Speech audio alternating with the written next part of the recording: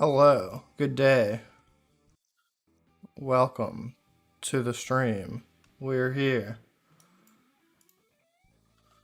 My name is Curtis. How are you all doing today?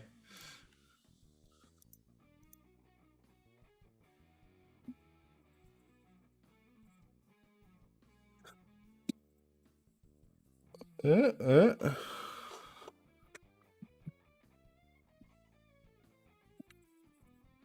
This was all perfect earlier, but now it's in my way. So I assume you're all here for the wonderful learnings we're going to be sharing together. Just so you know, you can join Discord and be part of the live discourse if you wish, or if you don't wish. It doesn't matter. It's up to you. It's your life. I'm not going to tell you how to live it. If you do decide to join the Discord channel, I'll ask that you don't be disruptive. Um, and probably mute the stream as well. Otherwise, you'll be hearing me twice and yourselves in a delay. Unfortunately, you won't be able to hear the jamming music. I'm actually going to turn it off. It's very distracting to me. Um, but yeah, that was Power Job by Power Job. Great album, great album, great band, great band. So you want to know how to use Unity. So what is Unity? Unity is a game engine. It's a tool that we use to make video games. And you can make good video games with Unity. You can also make very bad video games. It doesn't really matter. You can make whatever you want. Who cares? But before we start our Unity adventure here, let me show you how to get Unity. It's kind of confusing. So, starting off on kind of a weak start, but that's all right. What you do is you press this Get Started button. Then you're presented with all this crap, and it's like, hey, why don't you pay us money? But you don't have to pay money for it. It's free. So you have to press this individual tab and then press personal, get started. Then you have to go somewhere. Yes. So if you press start here and press agree and download, you'll download Unity Hub and then you can install it. And Unity Hub is where we get the actual Unity engine from. It looks like this. You'll have to sign in and do some shit to actually get it. So for today, we're going to be using Unity 2020.3. The way you get that is you press this add button and you can see your recommended release. See, this is Unity 2020.3.4 F1 and I've got 2020.3.0 F1. Does that matter? Not really. If you're working on a team, you should definitely have the same version of Unity. Otherwise, a lot of things will go bad. But since we're just kind of, hanging out, we're trying to learn, we're trying to get some knowledge into our brains. It doesn't matter what version of Unity. You could use Unity 4 if you really wanted to. I think. I'm not sure the whole list of differences between all those versions, but it's going to be pretty simple. It's going to be pretty applicable to all versions of Unity starting off here. And Thursday, we're going to have, oops. Thursday, we're going to have a stream about more advanced topics with Unity. And we're going to be building off what we make here today. And you might be wondering, well, Curtis, what are we going to make today? It's an excellent question, and to be perfectly honest, I haven't really sorted all of that out, but we're going to be making something fun. So we're going to call this Blueberry Jam Tutorial. And the way I did this is I pressed New. I have a lot of versions of Unity installed, so I have a drop down to let me select it. So you just select the one you want. We want the 2020.3. But maybe you want a different one. Who knows? I'm not your fucking dad, so I'm not going to tell you what to do. Except I will, because that's kind of what I'm here for, right? So we're going to go ahead and make our project. Unity's going to do some garbage. And just for anyone who's unaware, you can join this Discord. This is the New Orleans Game Developer Discord group by clicking none of these links. Gotta go into the secret channel here and get the invite link. Hold on. I'll check on the Chatteroony while I'm looking at. Did he turn off chat? No, I didn't turn off chat. I can see it. I don't have chat on my stream. Oh god damn it. Oh shit, yeah, I'm looking. I'm always looking. You better behave yourselves.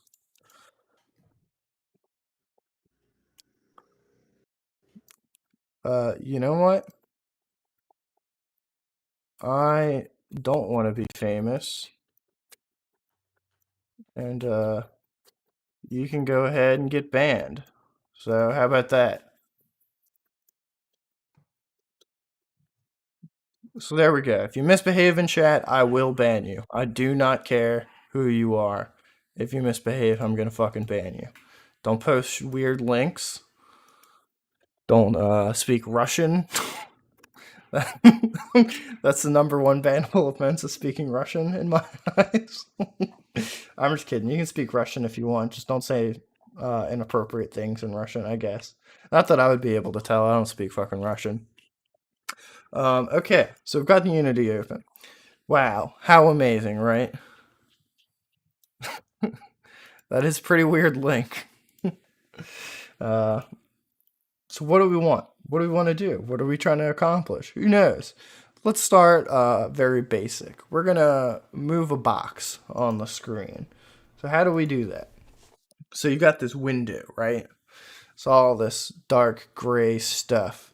Um, you're probably wondering what all these little sections are.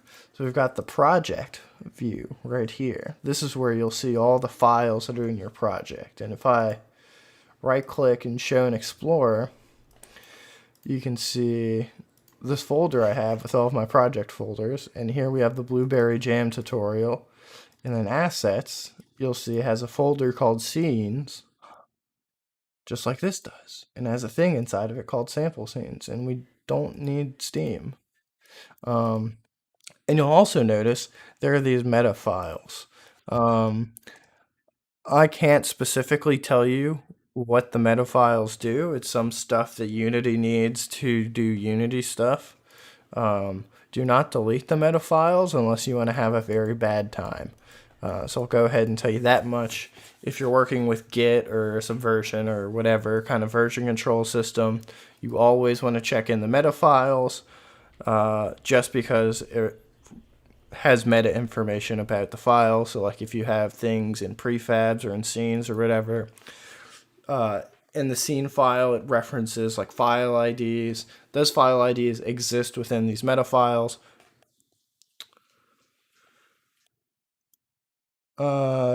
Yeah, so Rick, so if you're working within a team and you have an existing project, you're going to want to use the version of Unity that that project is in, especially if you have a newer version, because some things will go wrong. 100% of the time, guaranteed, something will go wrong if Unity has to constantly switch between the versions of Unity for the project. It's just going to be bad news bears. So if everyone's working together on a project, you all want to make sure you're on the same version. For tonight, for the purpose of this tutorial, I don't care what version of Unity you have, because you're not working on my project and I'm not working on your project, so it really doesn't matter. But for the most part, yes, you do want to have the same version as the rest of your compatriots. So we've kind of discussed what this project view is. Let's look at some more of these views. So here we have the hierarchy. This is the list of game objects in the scene. We'll kind of go over what game objects are in a second. So when you make a scene, so like this one's called sample scene. It's just the default one that's made in every project. It's pretty much empty. All it's got in it is this camera and this light, and that's it. And these things are called game objects. And the next thing we can talk about is the inspector. So when you have a game object in the hierarchy selected, or even an asset file selected, the inspector will change and it'll show you some information. If you have a game object, it'll show you the list of components. Game objects are pretty much list of components. There's a bunch of other stuff in the code Magic Land that game objects have in them, but what's most important for you right now is to know that a game object has a collection of components on it. And so I can create an empty game object right here and call it empty. It's got nothing on it, but it's still got this transform. I can move it around. I can do whatever I want with it. But I don't want it. I hope it dies. And it did die because I killed him. So next we're going to go over here is the scene view. This gives you a look at your scene, you know? So you can move around, you can see where everything is. It's really fun to play with. I like to kind of just fly around sometimes. It's very entertaining. It's not very interesting right now because the scene's empty, but we're going to be changing that in just a few moments. Then you have the game view. So the game view is what will be displayed when the game is running. It makes sense, right? So right now we have just a camera and it's pointing at the void, and so there's nothing in it. But if I were to create a cube here, now the cube's in front of the camera and we can see it in the game view. Amazing, right? So the game view reflects how the game will look. Here's a pro tip, 100% free information here. If you press this little drop down here in the game view, you can change how this is rendered. So right now it's free aspect, so whatever the resolution of this panel is what it's going to be rendering at. So you can set it to 16:9 to force it into that aspect ratio. You can change it to HD. You can make it WXGA, which is just, it's like it's a little more than 720p. QHD is 1440, and then 4K, of course. And then before they added all this stuff in here, there was just free aspect and nothing else. So I had my own versions of all this stuff. So I also have 3x4, 1440. I've got 1080 by 1920 for for phones and stuff.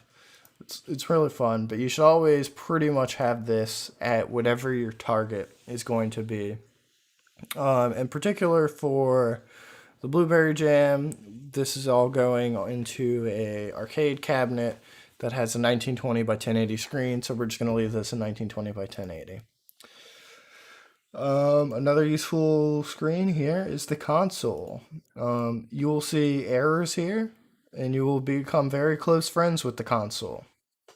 We'll probably see a lot more of it later on, but so you're noticing these are all tabs and there's a lot of things. What's fun about Unity is you don't have to keep it laid out like this. You can move these around and you can do whatever the fuck you want with them. It's a lot of fun. There's different layouts. There's the 2x3, the 4 split, the default, the normal. I guess that's one I made. You got tall and you got wide. I like default. Default's perfectly fine. Sometimes, depending on what I'm doing, I'll split the game and the scene view. Oh, jeez. But we're just gonna keep it on default because it's fine. So what do we want to do? So let's start by making this cube move. So just take a look at our camera here. Okay. So first things first, let's make a folder, and we're going to call it scripts. And then we're going to create a C# script, and we're going to call it player controller. Ghost, my friend, you can stop scratching, buddy. All right, so now we have in Visual Studio Code. Why don't we just not worry about Docker right now? I don't think it's very pertinent to anything we're doing VS Code, but thank you. Thank you. You're very helpful. So, we want to make a box move. So, how do you do that? It's very simple. We will install this update later. This is just text. I don't think, God, I don't think it's very important that we have the most up-to-date version of a text editor. I think this one will work fine. So, depending on your comfort level with coding, this might be very complicated to you. I assure you, we're going to start very small. It's going to be very baby steps. So, what we want is a reference to our boxes transform, my transform, and then what we want is a float, which is just like a fancy word for a number with a decimal. And we're going to call it movement speed. And we're going to set this to 1.0 f. F just means float. There are other types of numbers. You have ints, which are just like whole numbers. You have doubles, which are also decimal numbers, but we won't get into the specifics of floating point precision or how computers think about numbers and decimals, because it's a little out of the scope of what we're trying to accomplish here. So here, let's save these variable declarations here. So we have a transform and we have a float for the movement speed. Now let's go back to Unity. And we'll go ahead and add this player controller to the cube. As you can see, we can press play and nothing happens because nothing is supposed to happen because we don't write any code yet. But I made that variable movement speed, but there's nothing, like all these components have a bunch of crap that you can like adjust and stuff, but you can't see it in here. Why is that? Well, that's because it's private. And because it's private, only this class has access to it. But what we can do, and what you should always do if you want to set these values in the inspector, is you can do serialize field. And we'll go ahead and put that here as well. So then bam, we've got these two fields here with my transform and movement speed. So to set the transform, what I'm going to do is I'm just going to drag the cube here from the hierarchy into the slot, and then it'll know to take the reference to its transform. What a transform is basically it handles keeping track of the position, the rotation, and the scale of the object. So if we adjust these values in code, then things will happen to make it move or get bigger, you know, whatever. Hold on just one second.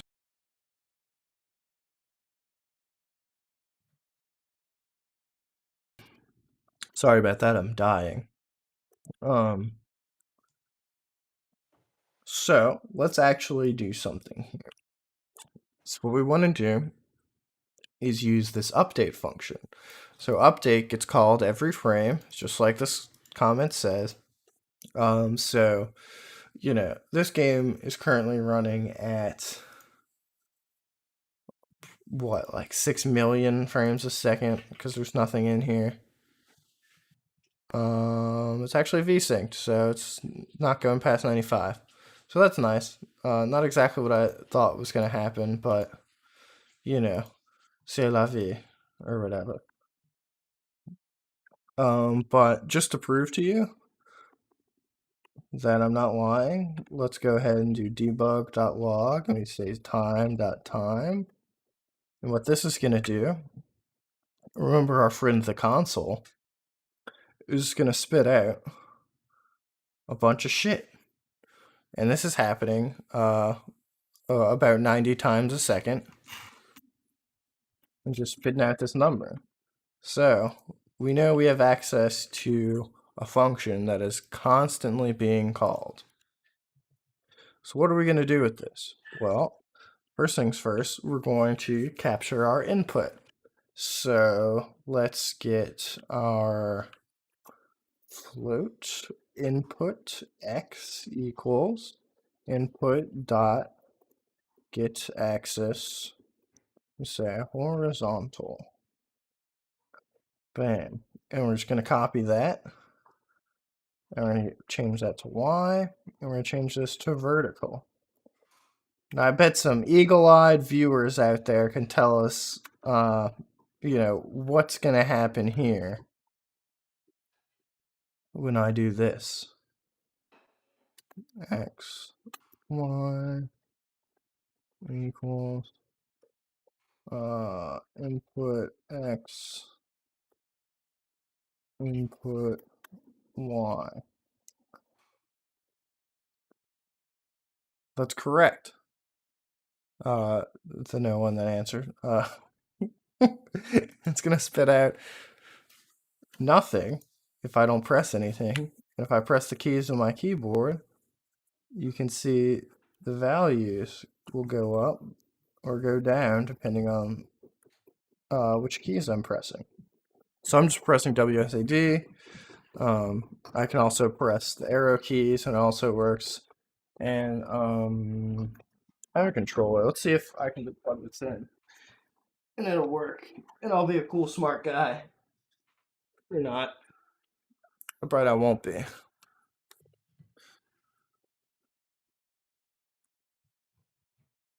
Oh no.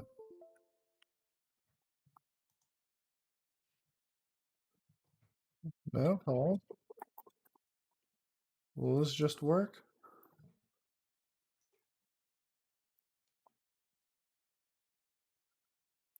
Nope. It looks like it won't just work. So I'm a liar.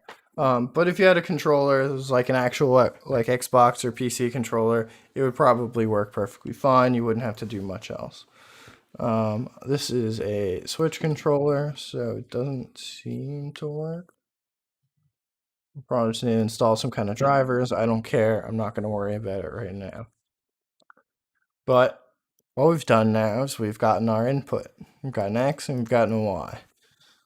So what do we want to do? Well,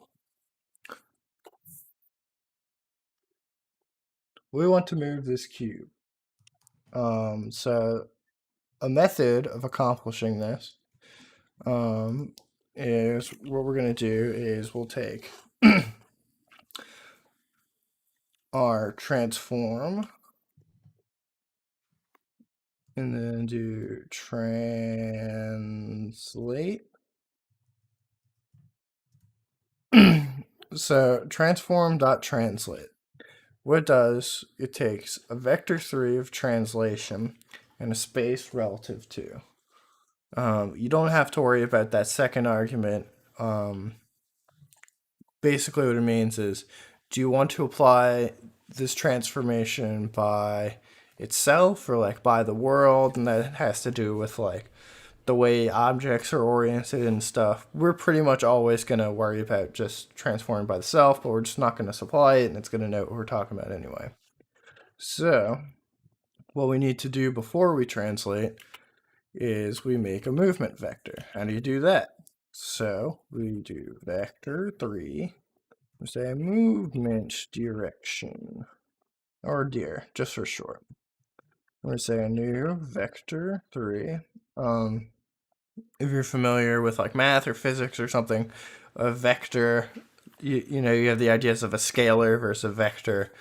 A scalar would sort of just be a number, and a vector would be a number in a direction. You can kind of think of it like that. Vector 3 just means you have this, you know, this number or these numbers. It's got an x component, a y component, and a z component for vector 3. And if you had like a vector 2, you would just have an x and a y. And if you had a vector 4, if you're getting really crazy, you would have a w, x, y, and z. And you can have an arbitrary length of vector if you want, but don't worry about complex mathematics. That's not what we're here for. We're here to move a fucking box. That's what we're gonna do. So, yes, I know. So what we want is the horizontal input to move on the x-axis, as we can see, because this is the x-axis we're moving here. And we want the vertical input to move on the y-axis. So when we make our vector 3, what we're going to do input x, input y, and then we're going to put a 0 because we don't want to move on the z-axis. I'll show you what that would look like. You can move in further or closer. And that's not exactly what we want to do. We just want to go boop, boop, boop. Okay. So what happens if we just do that?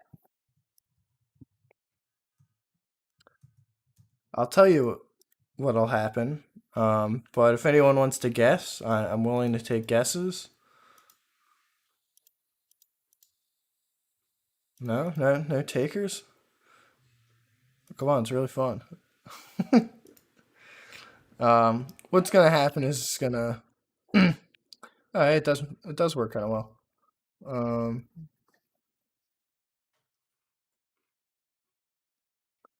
but it's not quite what we want. What we want to do is multiply this by the movement speed, and then we want to multiply this by time, that delta time.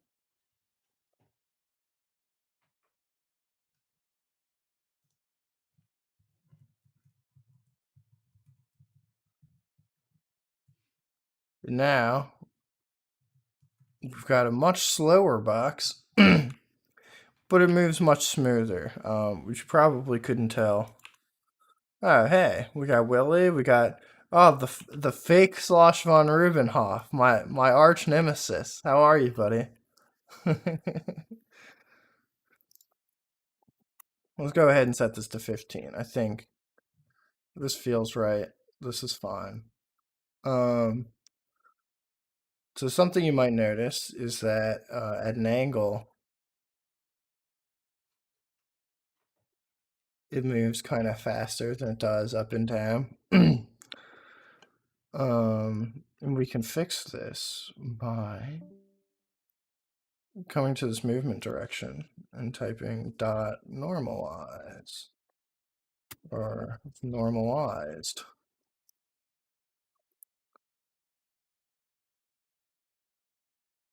The sloshiest slosh. Well, that's not a adjective I like to use for myself. Sloshy.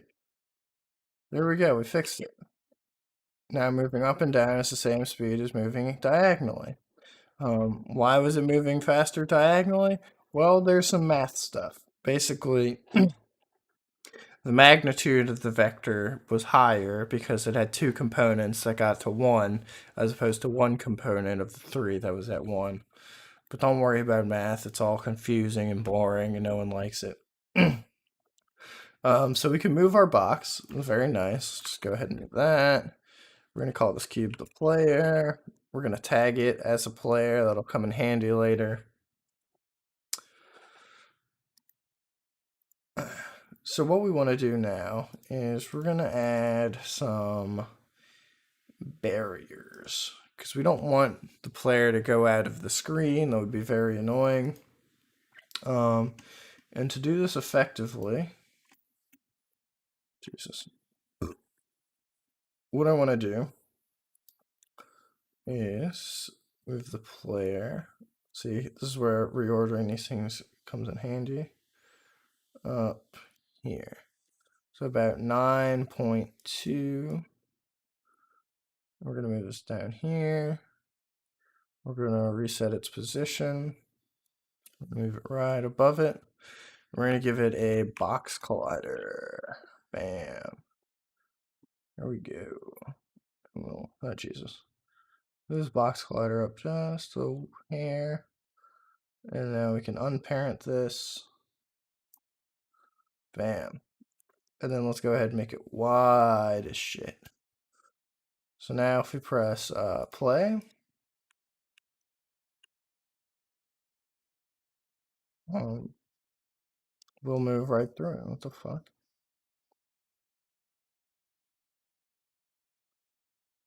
That's a little fucked up. So as you can see, we've already encountered a problem. And that's because we are just translating the object, and it doesn't really care about the collisions. So why don't we fix that? So we're gonna go ahead and add a character controller instead of doing what we did before. And then let's go ahead and change our code. In case you can't tell, I'm making this up on the spot. I did not rehearse this. I didn't plan this really. So what I'm doing right now is I'm making it up on the spot. You're all here with me on this journey. So if you have questions, if you find anything interesting or whatever, feel free to stop me, ask me questions. You know, I'm here for you guys, not for myself. Um, yeah, go PP on a drug test, buddy. You got it. So what did I do just now? So I changed the transform reference to a character controller and I renamed the variable. So character controller has a function very similar to transform.translate, except what this is going to do is it'll move the character controller. God damn. We may have to take a small break here in a second. But that's okay. Don't worry. We'll be back at it. Oh no. Oh, I see. And also, since I changed the type of this variable and its name, really, it kind of removed the reference, so nothing was happening. But if we do that, bam. Yeah, I can leave the code up. I just got to move my car right quick. Uh, but you can see we've got this barrier, and it's stopping us from going any higher than that. We'll need to set up one on the bottom, one on the left, and one on the right. We'll do that in just a second. So, yeah, I've got to move my car right quick. So I'll leave y'all with some nice tunes to listen to while I'm gone. It should only take but a minute. Um, yeah, if you have any, think up some questions. I'm here to help y'all learn. I can just talk for like 3 hours, if I had to. I really don't want to. Come up with questions. I'll answer them when I get back. It'll be a fun time for all. Let me pull up some jams for y'all right quick before I move my car. Oh yeah, I forgot I was live on YouTube too. Oh look, something here is perfect. We're just gonna pump from one live stream to another.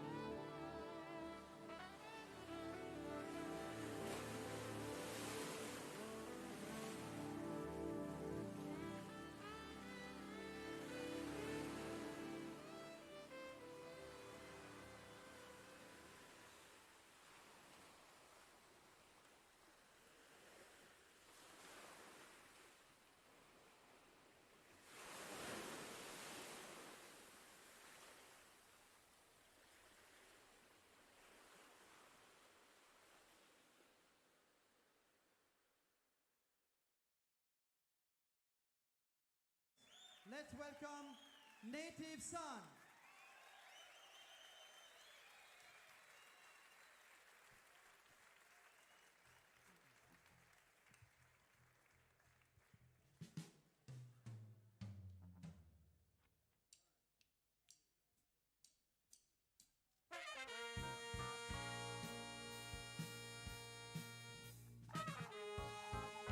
All right, we're back.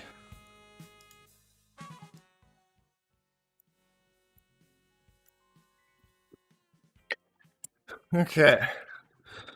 Use transformers. Yeah, I did. Don't worry. So how y'all feeling? That's pretty easy, right? We moved a box, barely wrote any code. And part of this code is just nonsense.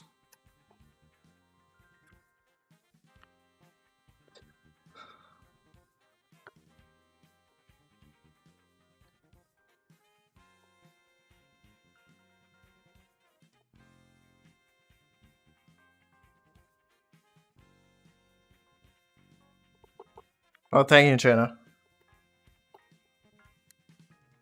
Oh, you aced it? Does that mean you were on drugs or you were no drugs? What's the criteria for passing or failing?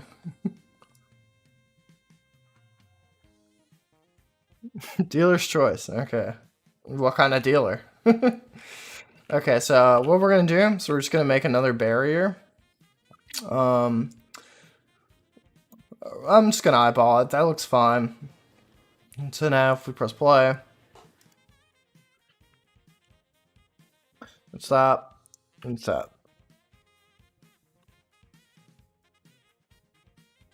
Bam! Look at that.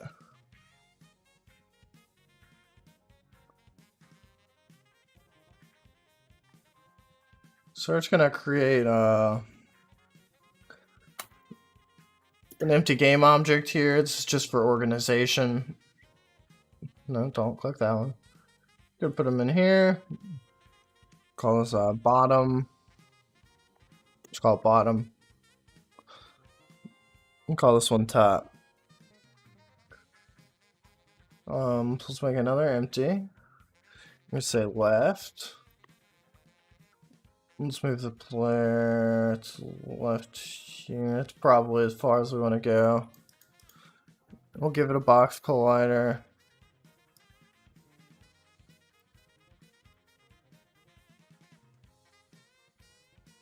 I don't trust where it's at. So I didn't really explain this, but what I'm doing right now, when I'm moving this barrier around, is to make sure it's positioned right. I make it a child of the player, which is what I did here when I dragged it to it.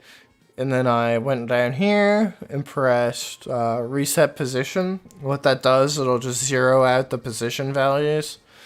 And when something's a child of another object, if its position is 0, then it's going to be in the same exact spot. But I don't want it in the same exact spot. I just needed it there so I could do this. And then we're going to make it very tall. And that's probably perfectly fine. Now we can go ahead and move the player to the other side of the screen. And then let's make another barrier. You see, I didn't reset the position that time like I did last time because I knew it was already pretty much in the right spot. I could just use this handle here and I just drag it along. Also, a good tip, when you're using these handles to move things around, if you hold down the control key, it'll kind of snap onto a grid. So it's like even intervals. It's kind of fucked up from the looks of it. It's set, it jumps by a weird number, but you know, it's internally consistent at the very least. This is very useful for rotations. So you want to rotate something 90 degrees. That's very easy. Otherwise, you would have to do this, which, you know, sometimes sometimes you want to be able to freely move it, but holding control gives you these snaps, but I don't want to rotate it. So I'm just going to leave it like that. So I think we've successfully set up our wall here. Nice. So flying boxes, super fun. Everyone loves a good flying box. But it's not really going to help us too much. So let's add something fun to do. So what we're gonna do, okay, let's change this to right. So now we have barriers. It's always good to keep your scene nice and organized. I don't always keep my scene organized because I'm sort of a messy person.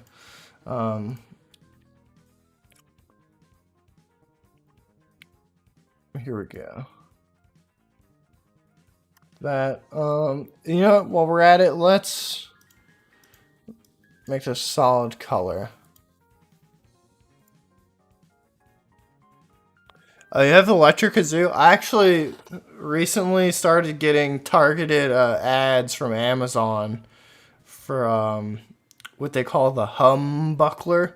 It's just like a fucking thing that you put in a kazoo and you can like plug it into pedals and stuff. I was actually watching a video of some dude running a kazoo through pedals. Yeah, it's awesome. You can make some real weird noises with those things. Yeah, dude, I would love some kazoo music. So what we're gonna do is we're gonna make a 3D object that's a child of the player, just so we can have it. We're gonna call this laser. And let's look at the laser. Let's kind of move it out. It doesn't need to be as big as the player is.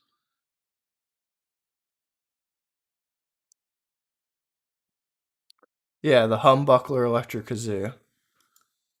Yeah, I mean, it came from China, right?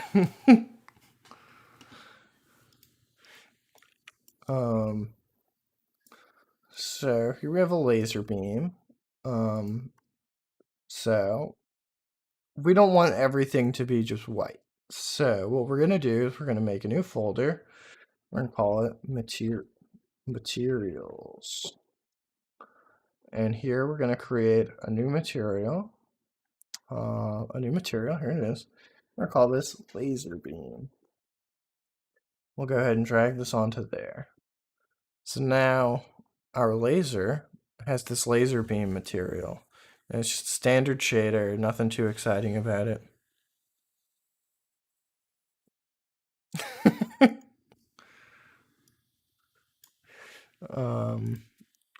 We're gonna set this to red. Let's make it emissive. We're gonna make it also red. This will come in later. Probably not this week, but you know, maybe. We'll see. We'll see how excited we get.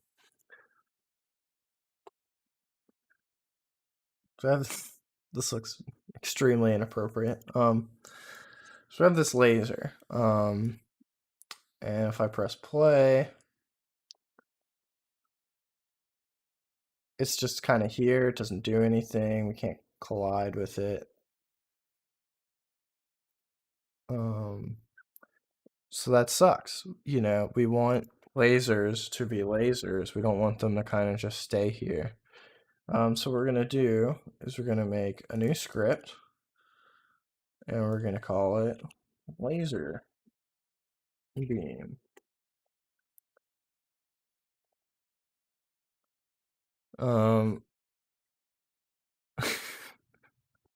I unfortunately don't have a cock model. You know, back in the day, when I worked, well, I still work for VSRF, I guess. Back in the day when I was a young lad, I was looking for like models on websites, very similar to Turbo Squid here in New Orleans. But I found one. It was this massive, like super detailed 8K textured penis, and it had a walk cycle where it fucking walked on its balls, and like the foreskin was animated. It was insane. I fucking loved it. It just cracked me up so much. But yeah, I never bought it. It was like $400. Ah, got some seltzer in my eye. So what's a laser beam do? It just moves across the screen, basically. That's what I'm here for. I'm here to entertain people and get the viewers. So we will actually do the transform strategy here, but we're going to do it a little differently. So instead of setting it specifically in the inspector, because these things have to just spawn in whenever the player presses the fire button, we're not going to have the opportunity to set the value of the transform in the inspector. So what we're going to do, I'm going to say my transform equals game object dot get component transform. And so what this is going to do is when this thing gets created in the scene, before the first frame that it starts doing update stuff in, it's going to call this function and set the value of its transform. So that way, in the update function, we know the transform exists. We can say my transform.translate, and we want to move it to the right. So it's going to be vector3 dot right times movement speed, which we didn't make. So let's just go ahead and do private float movement speed. I'm going to say this is 10. We're going to multiply this by time. You know, fuck it. This is 20. We're going all in, boys, and girls and others. All peoples. You're all welcome here with me. So what we're going to do. Now, I think this bad boy's just going to fucking zoom across the screen. Am I right? No, it's not going to do anything. Why? Oh, because it doesn't have the script attached. Nothing will ever happen if it doesn't have the scripts attached. That's lesson number 1. I know we've learned a few lessons already. There we go. Look, it zoomed across. It was kind of slow. And you know what? I, in fact, lied. Well, I didn't lie. I would never lie. I'm a very honest man. Before, about how we wouldn't be able to set the transform. Well, that was correct. No, actually it wasn't. This is it's going to be a prefab, so I was incorrect. I was lying to you, sorry. So what we do is we make this folder called prefabs. And to make a prefab, what you do is drag this bad boy into here. And then you can double click this. And if you look at the scene view, bam, this is just a laser. So we can set the movement speed, and you know, I lied before. And I just don't like calling it components, so we're just going to get rid of that as well. So in this prefab, we can set the transform, and we set the movement speed. We're going to set this to 30. We're going to go ahead and save it. So now this is a prefab. I can delete this, and then I can just drag a new one right in the scene. It's right there. It's got the values set. Everything's perfect. I can keep deleting it, keep dragging it in. It'll never fuck up until I fuck it up later. So we need to create the laser beam. So let's go in the player controller here. We're going to make a new variable. This one's going to be, you might think it would be a prefab, but it's actually a game object. So prefabs are game objects in file form. That's a little weird, but that's what it is. So just wrap your little brain around that. Get that kind of flowing into your little memory juices. Prefabs are game objects. Prefab, if you know anything about like construction or anything, means prefabricated. So it means you assembled it beforehand and you're going to use it somewhere else. You can use prefabs to do a lot of crazy shit. I'm not going to go into it, but right now, just know we can make our laser beams a prefab. We'll also make our enemies a prefab. We can spawn them in at runtime. And so that's what we're going to do. We're going to do laser prefab. Since we'll be able to serialize it, we'll be able to put it in. So we need a Boolean. So, if you know what a Boolean is, that'd be sweet. Oh,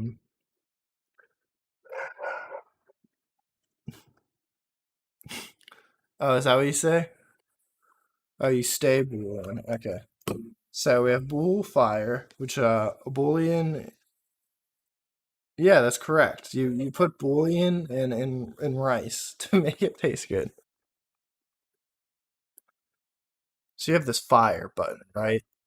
So we do input get axis. What that does is that gives us a number between -1 and 1, depending on which direction you're holding. So with the horizontal axis, if you're holding left, it'll be -1. If you're holding right, it'll be +1.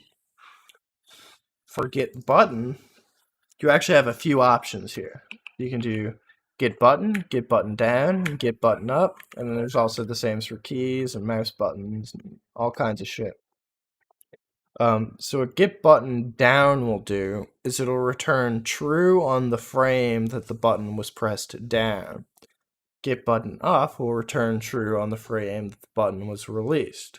And it'll only return true for that one frame. But if you have just get button, if the button is held down that frame, even if it wasn't just pressed that frame, it'll always turn true. So we want like some rapid fire type shit going on here. So we're going to go ahead and just do get button. So if fire,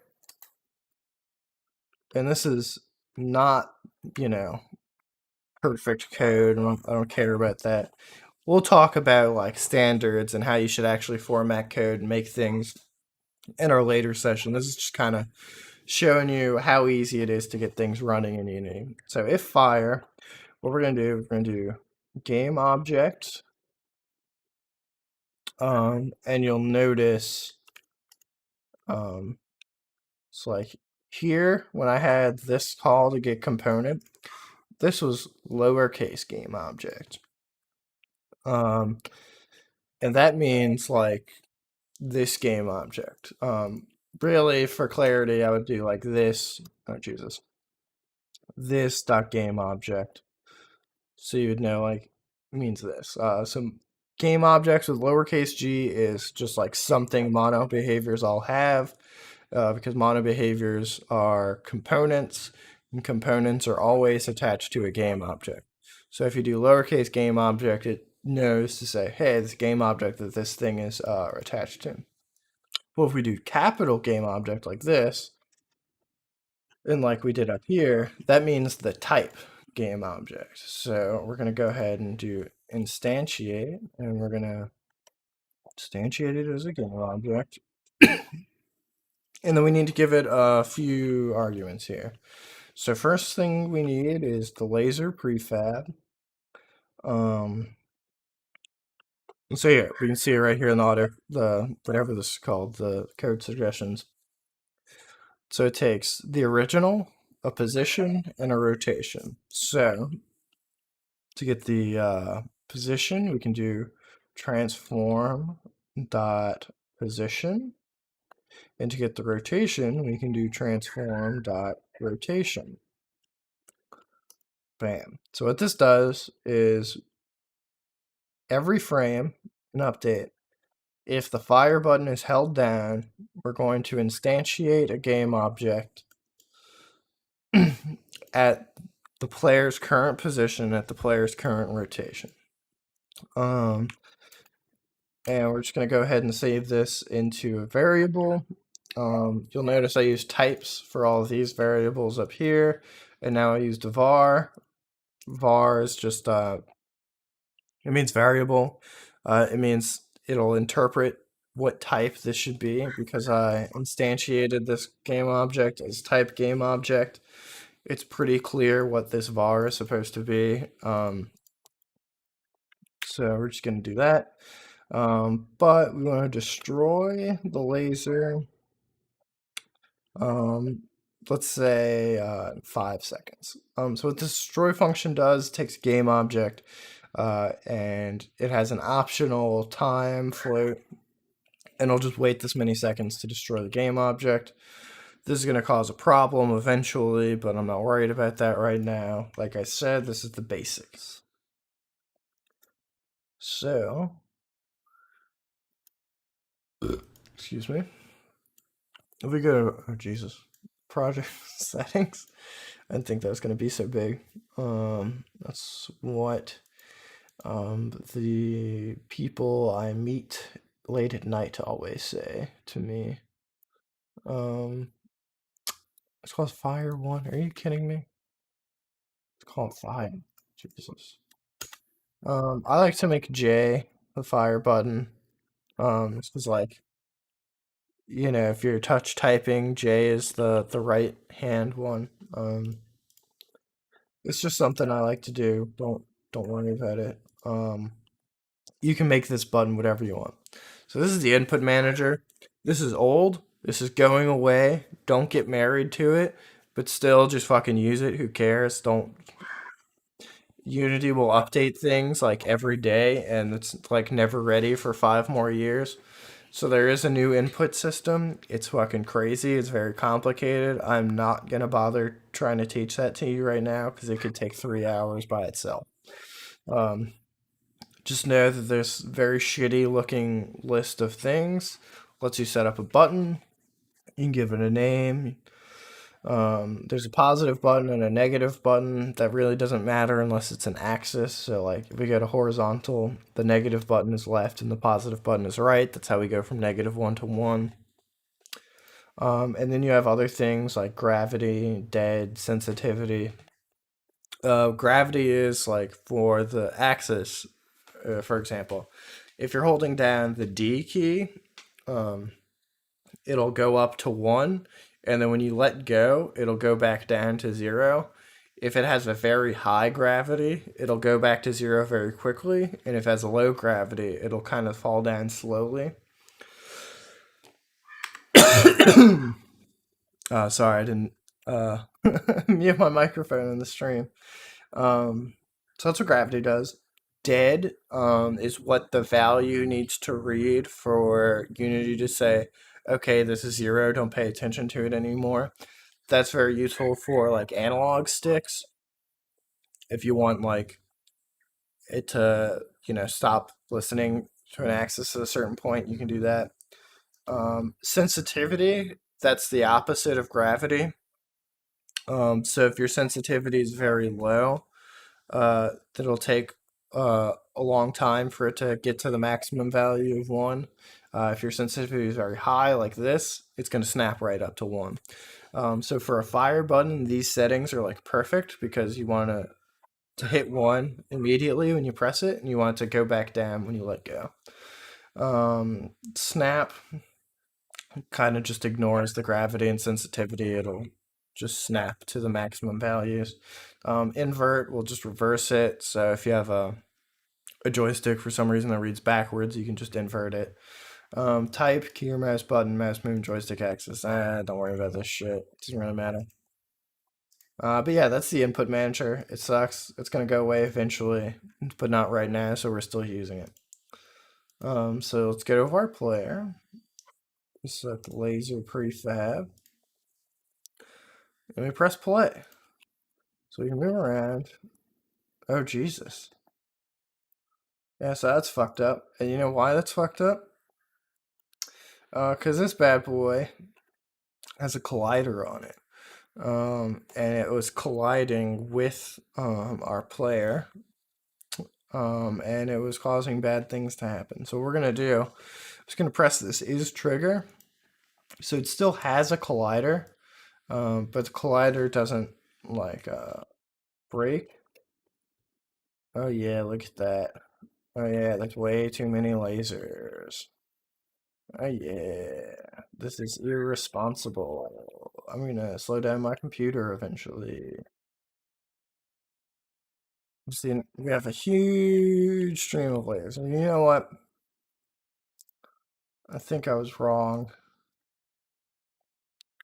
We're just gonna make this down. This is an arcade game. You have to mash the button. You know what I mean? You gotta keep pressing it. You can't just hold it down. That's cheating and it's lame. I guess in most bullet hell games you don't have to. So there we go. I can no longer hold down the button. I can just shoot them off. Amazing. Now we've got all these lasers, and we can shoot and we can move, but we got nothing to shoot at. And in fact, actually, let me go here. Dead sensitivity. This 100.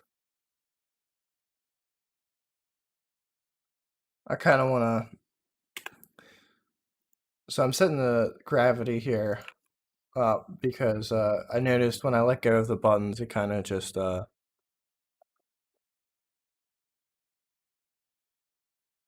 was kind of slowing down to a halt instead of just stopping. I kind of want it to just stop. And I'm going to change the sensitivity here as well. I know. My headphones turned off because there was no noise in a while. Let's turn the music back on so I don't lose sound. How y'all doing? How y'all feeling? Y'all learning stuff? Y'all having a good time?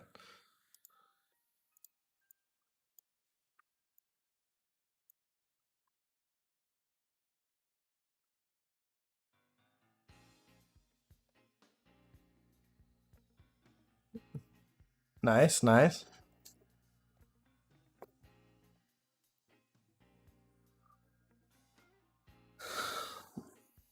So we're gonna start shooting stuff. What do we want to shoot? How about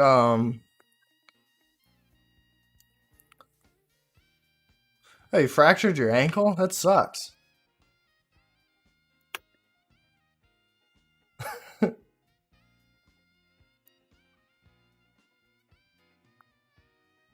Mean jerks, student loans. Oh, I didn't even know you're in Zuck prison. I don't see people on like I don't see posts on Facebook ever, so I just like don't notice it.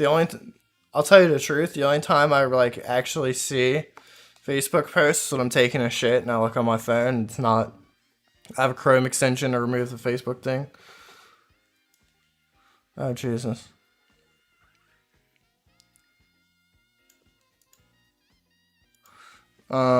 So I like your suggestion there, Armandez. We're gonna go with student loans, see if we can find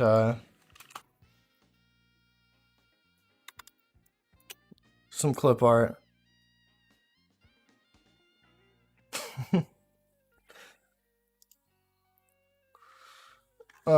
So Google is very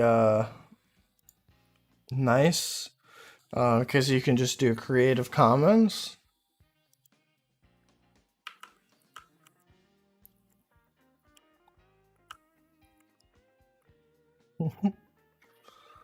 Okay, I think I like this piggy bank.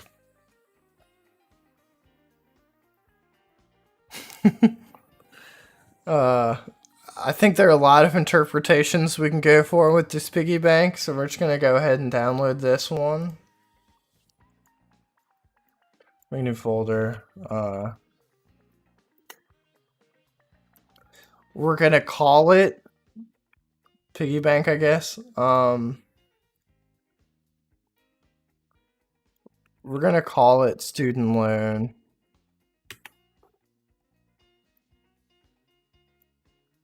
What?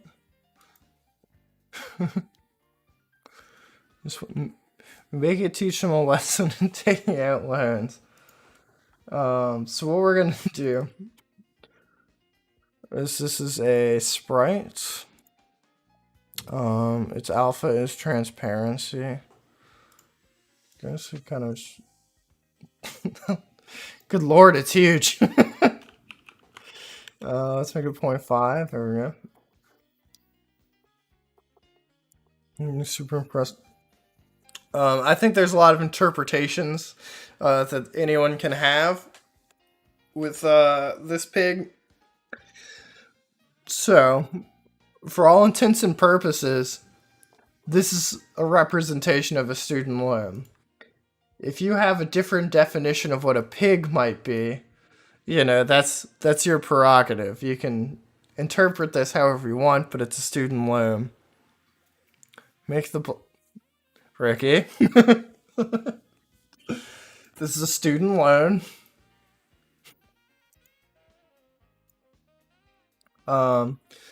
So we don't want it to just kind of, oh Jesus, be there. Let's say loan float. So this bad boy, so where's he at? I'm gonna kind of go from, Jesus, set this to 35.5 here. And we'll go up here. And we'll make this minus 35.5. And I think, no, Jesus. Let's move this up to 30. And then we'll move this to 1.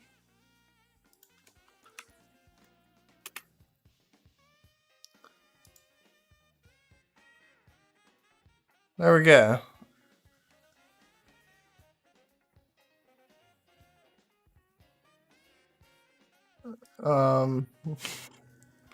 I think we're getting a little... The pig is a student loan. Alright, that's it. That's the end of it. We're not interpreting it as anything else. So we can just change the speed of this animation, I think. Or we can just go ahead and do this.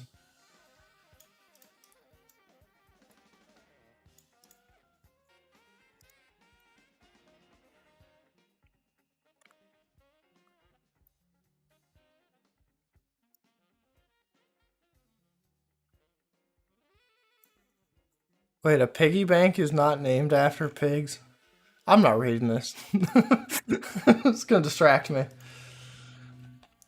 Here we have a nice little animation. I don't know if you saw how I made the animation or not. I kind of got distracted by the clever discourse about the social implications of making the enemy a pig.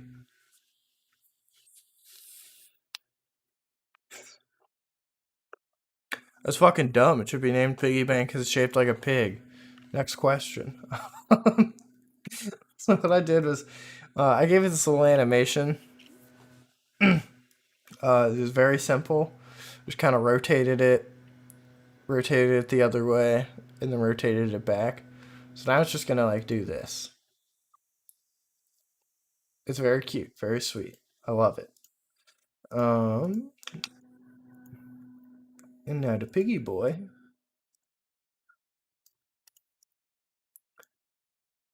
I'm gonna have a script called enemy.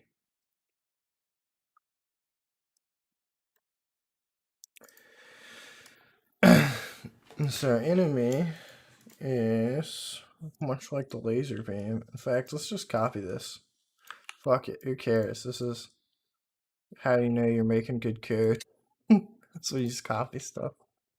But this is going to the left. Bam.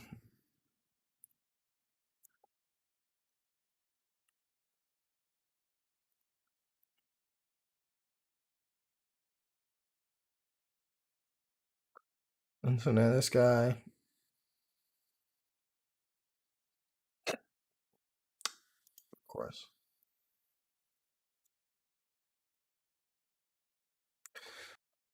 Whoa. What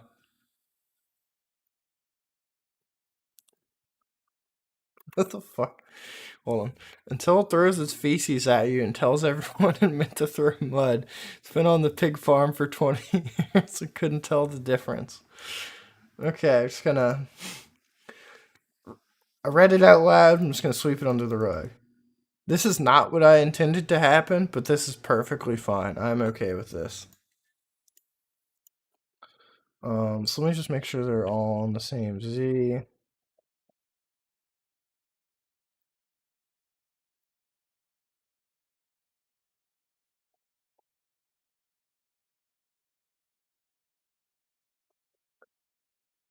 There we go. That is perfect. I love that. So we're gonna give you a tag.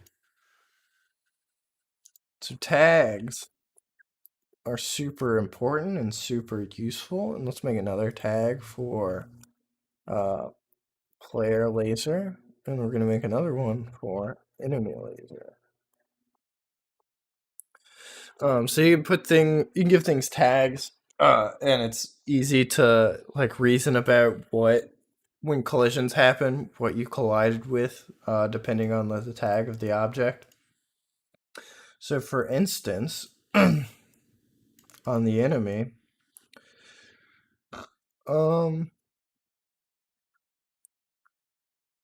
we're gonna have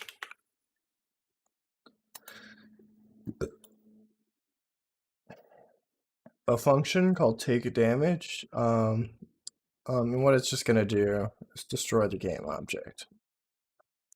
If the enemy were to have like health or something, what we could do here, instead of just destroying it outright, we could just like subtract from the health or whatever.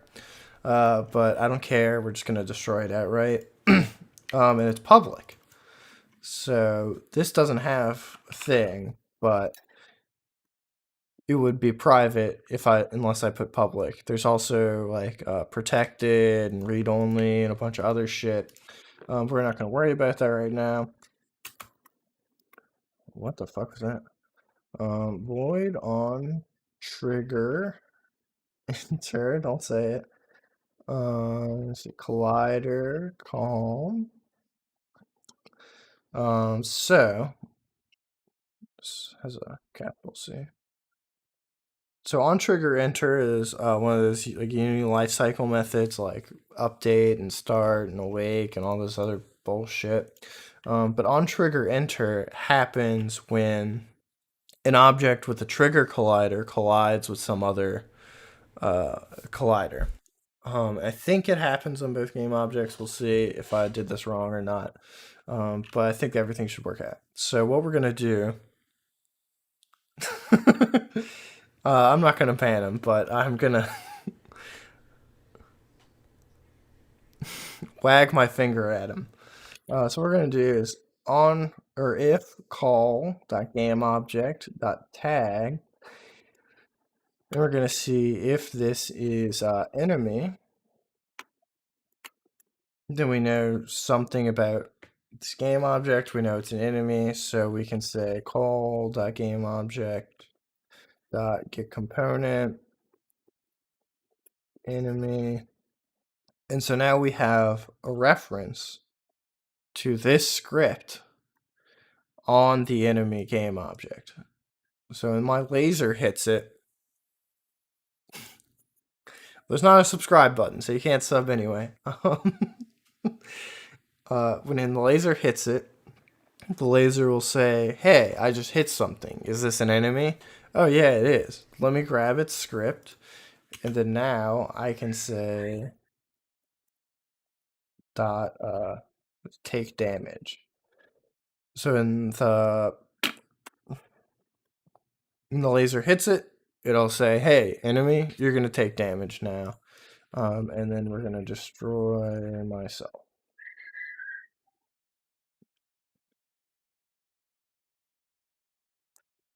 So let us see if this will work. Prefabs laser. You can tag play laser. Let's see if okay.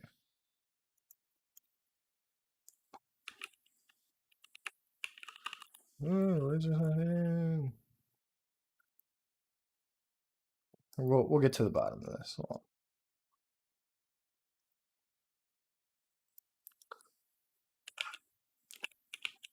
Aha, just as I suspected.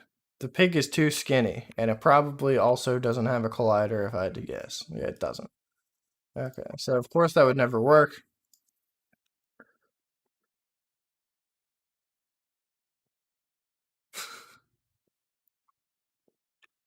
We're gonna go ahead and just make this very wide. And we're gonna also make it a trigger. So I made this super wide so that if something weird happens and it kind of gets off kilter, the laser will still hit it. But it didn't work. Why doesn't it work? Because it needs a rigid body, I think. Do not use gravity, and we'll go ahead and give you a rigid body as well. And you also don't use gravity.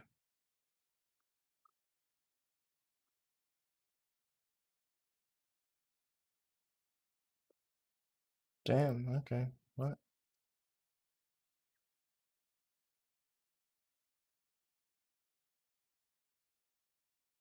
Oh, because you're not tagged. God damn it. That'll get you every time. There we go. I got it. It was perfect. It was perfect the whole time.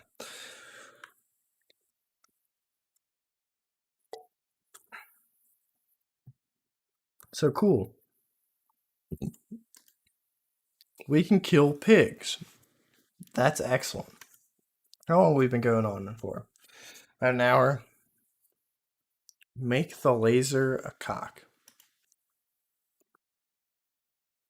We could always okay. I don't want to get banned from Twitch. If this were my personal Twitch account, then I would go ahead and make the laser a cock, but I'm not exactly sure on the specifics of the terms of service. I'm sure there's nothing wrong with just drawing a penis on stream, but I'm not gonna do it. I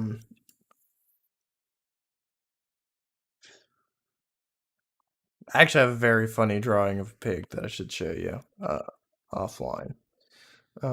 But yeah, so I guess let's just make an army of pigs.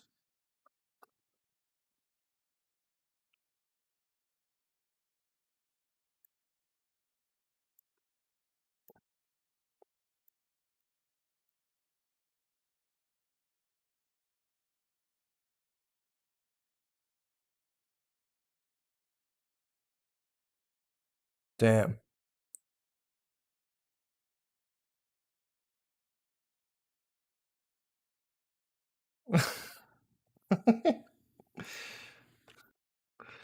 um no, let's make yeah, hold on. We're fucking up. We need to make this a prefab. We call it enemy.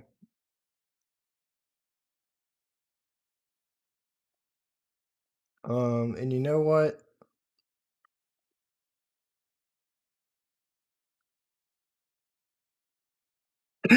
We're gonna do something really wild here. Watch this. We're gonna copy this laser beam, change this color to orange, so it's like different-ish. This is the enemy laser beam. Your emissive color needs to also be orange. Kill these guys. Could make a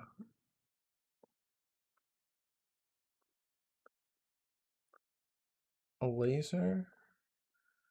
We're gonna call it the enemy laser. And then we're just gonna drag it into here. We're gonna make an original prefab. We're going to give it the materials, enemy laser beam material. We're gonna get rid of the laser beam script, and we're gonna call it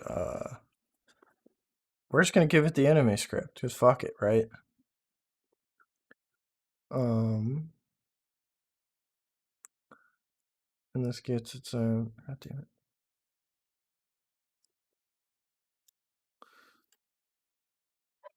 Same.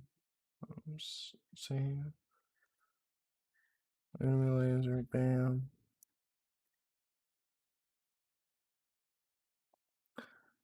Now you think I'm crazy. What? Contra prevent, okay. So what we're gonna do is the enemy here is going to serialize fields, game object, my laser.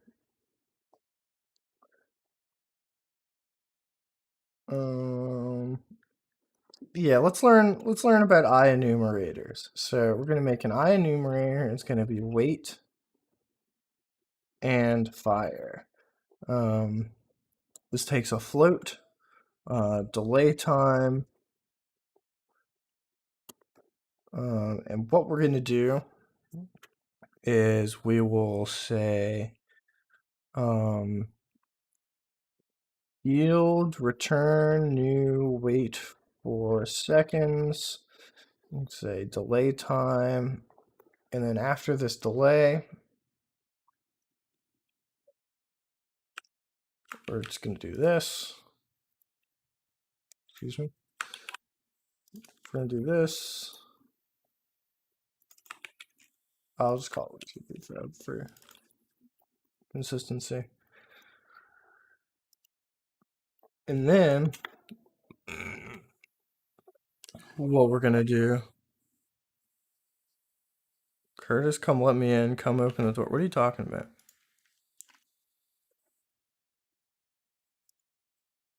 Are you talking about this dog? I'm about to lose my mind over this dog. I probably can't even hear it. You're outside. You don't even know where I live.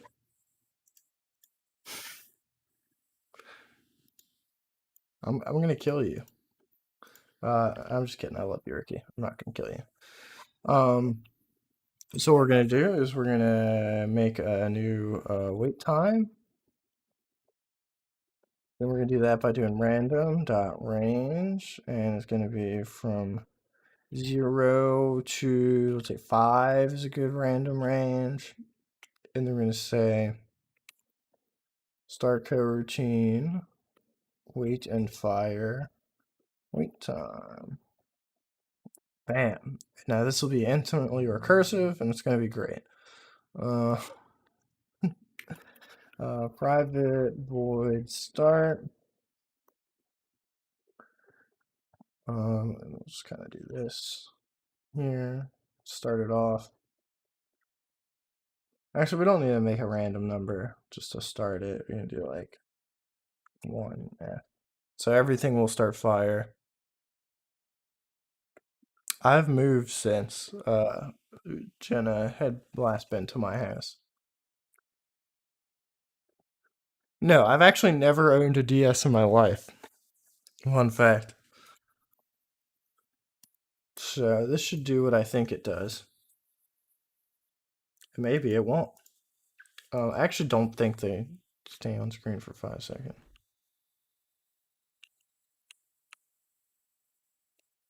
Laser prefab enemy has not been assigned. That makes sense. It really does make sense. Assets, enemy laser. That's an excellent question. So what serialized field does. Okay. By imposter slosh von Rubenhoff. I love you, buddy. Take it easy. So if a variable is private, that means this class is the only class that has access to it. Even if you like extend the class and give it a descendant, it still won't have access to that parent class's private fields. And as extension of that, you won't be able to see it in the inspector, like how I have it here. So if I get rid of this serialized field here, this is going to go away. Because it's private, you can't see it. But if you add serialized field, it'll show up in the inspector, then you can set it in the inspector here, and it'll be serialized and everything will be nice and gravy. By default, public variables are serialized.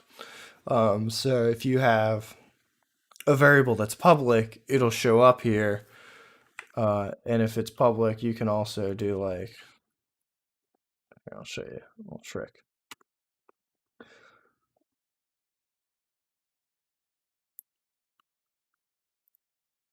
So here it's public, so it's showing up, but we can also add hide in inspector,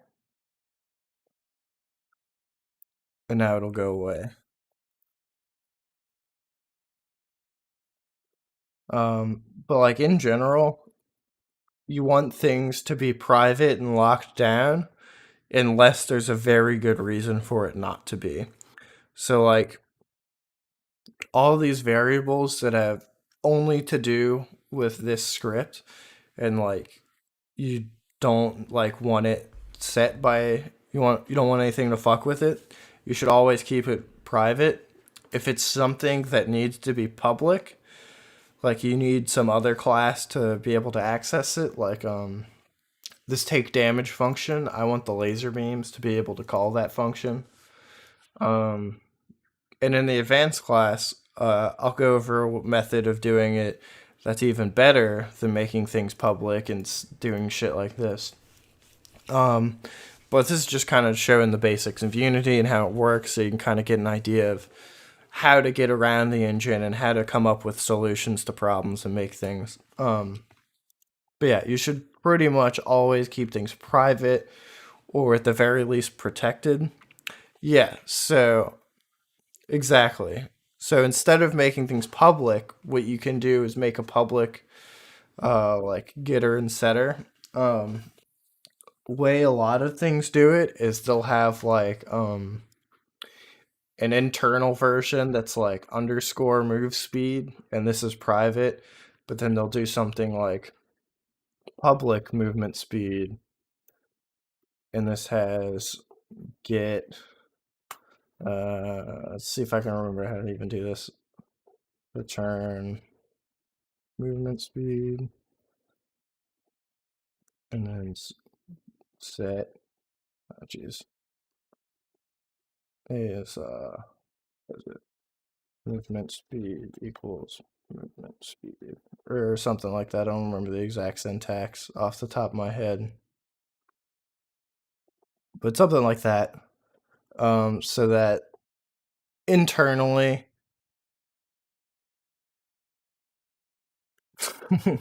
oh yeah, don't worry. This is today is sloppy code day. We don't give a shit today about best practices and standards and stuff.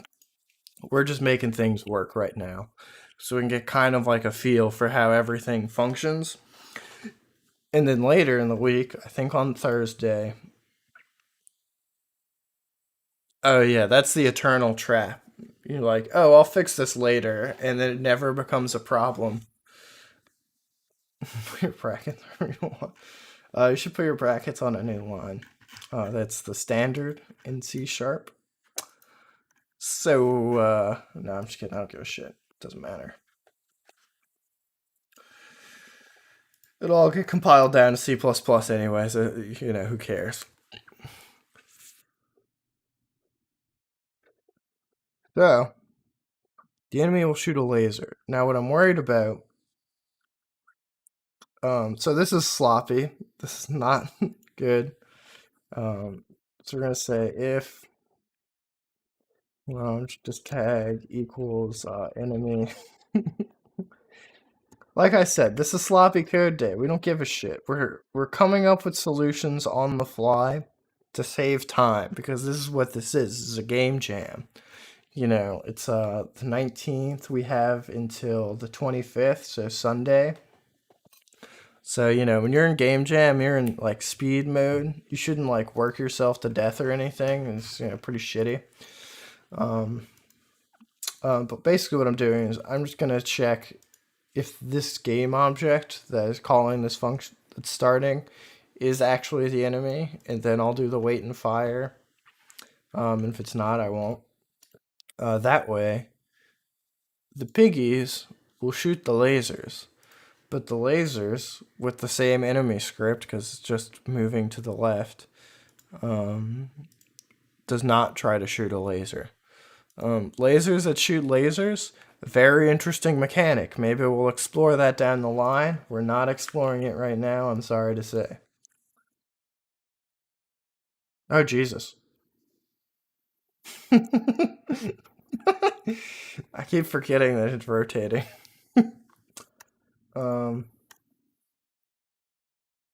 So this is an easy thing to fix. So instead of doing transform.rotation, what we're going to do is quaternion dot identity with a lowercase I. And that's essentially the same as vector3.0, which would be a vector3 with x, y, and z components 0, 0, 0.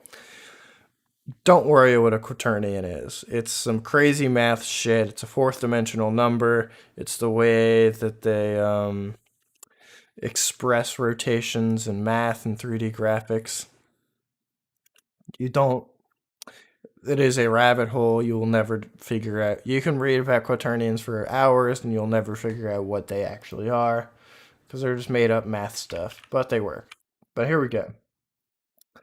See now he shoots lasers with random intervals.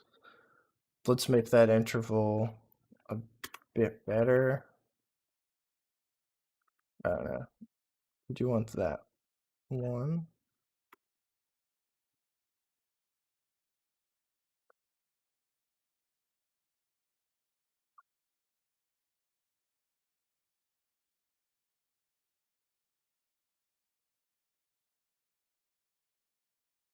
There we go. So I think the last thing we'll do is we'll make a game manager to start the game up and spawn some piggies, and we'll just call it a night.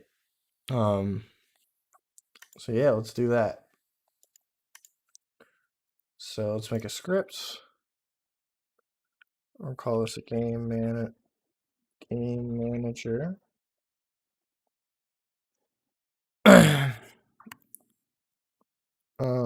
So game manager, this is going to keep track of some stuff.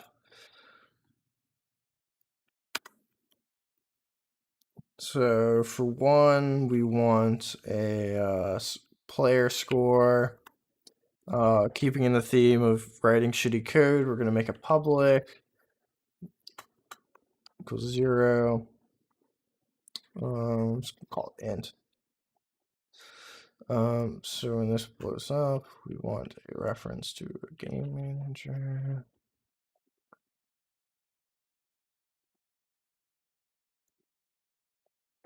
Excuse me? No. God damn it.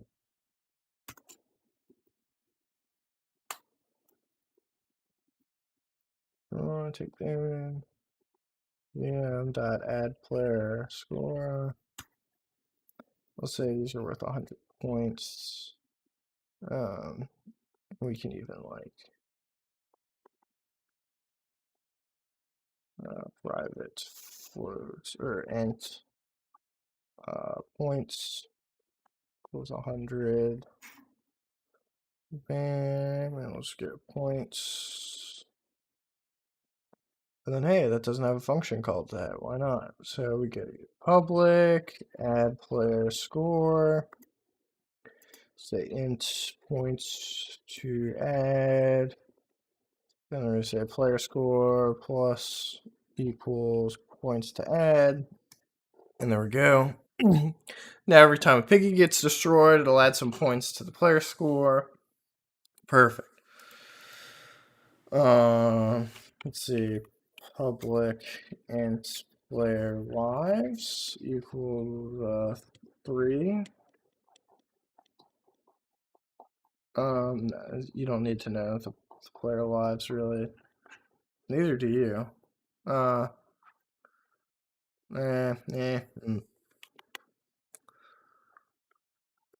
What did I say I was gonna do? Oh, we're gonna spawn the enemies. Yeah, that was the whole point here.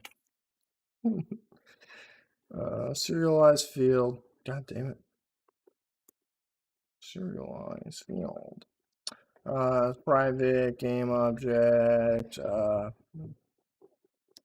Call it enemy prefab. Let me see. Public start. Oh Jesus, I don't want this shit. Yeah, it doesn't even need to be public either. So we're gonna use the same strategy, right? Instead of wait and fire, we're gonna call it wait and spawn. Bam. We're gonna change this to enemy prefab. We're gonna change this to wait and spawn. So this is going to be very similar. We don't need to destroy the pig. We might need to destroy the pig, but we can worry about that later. We're not going to spawn it here.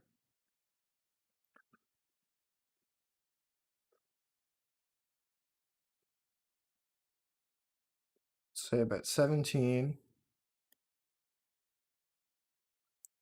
And from 9 to minus 4.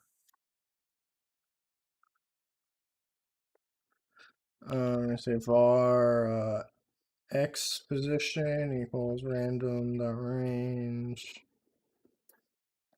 It was from 9 to negative 4. All right, minus 4 to 9. That gives us a random range from that. This is actually the y position. I'm crazy. I'm crazy. So this is going to be a new vector 3. The x position was, what was it? It was like 16, 17. It was 17. And we're going to do this y position. And we're going to do 5.51. In real, actual programming that you cared about the quality of your code, you would not just put random numbers in here like this. You would set some sort of objects or like some kind of data to confirm the bounds of this, spawning area. I'm not doing that. I'm trying to move quickly. That's why I'm doing this. This is a game jam. This is not like final code. You shouldn't use this in production. I'm just trying to, instill in your head solutions to common types of problems you might come into. So please do not take this as super good code or how you should actually make things. I'm just trying to help you think about how to solve problems here. And I promise the last time I'll say that, but maybe I won't. Who cares? Okay, so we're instantiate somewhere off screen in that Y position range. Then it'll wait, and then we'll spawn a new one. So start. We're just gonna start coroutine. We're gonna say wait, spawn, and we're gonna give the 1.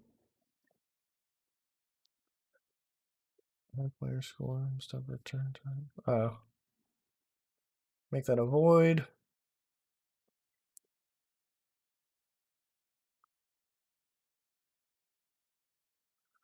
Okay.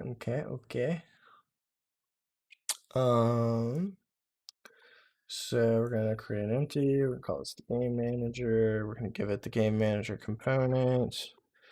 Bam! It needs the enemy prefab. Use these. We're gonna go ahead and delete you. Let's just see if it works. Oh, hell yes. This is way too many pigs. This is way too many pigs. Oh god, and I can't even kill them. Oh god. Awesome. So what the fuck is going on?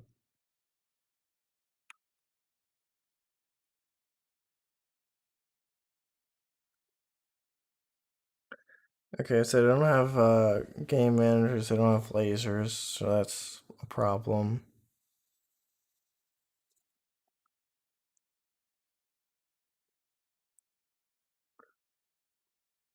What's wrong with my lasers? It's probably just fucking up because of the other errors it's got on it. So let's go ahead, go in here. Oh, right. Game manager. I'm not going to make a singleton. I'm not going to teach you people how to make a singleton. Sorry, but it's just not happening.